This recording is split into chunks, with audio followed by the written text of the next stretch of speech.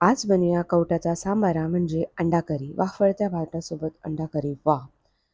तर सगळ्यात आधी घ्यायचं तेल, त्याच्यामध्ये घालायचं कांदा, लसूण आणि थोडंसं मीठ आणि मग त्याला चांगलं परतून घ्यायचं. कांदा थोडा मऊसूत झाल्यावरती त्याच्यात घालायचं खोबरं.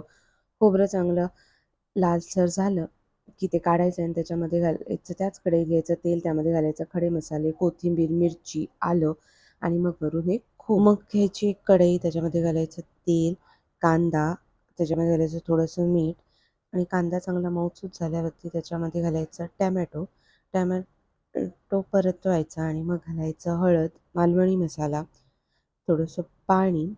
पाण्याला उकळी आल्यावरती त्यात सोडायची ही अंडी अशा प्रकारे आणि झाकण ठेवून त्याला शिजू द्यायचं.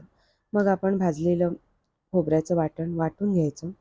तोपर्यंत अंडी शिजतात. आता ही कशी शिजली आहे कळणार, तर त्याला थोडंसं असं हलवायचं, पण चमचा लावायचा नाही.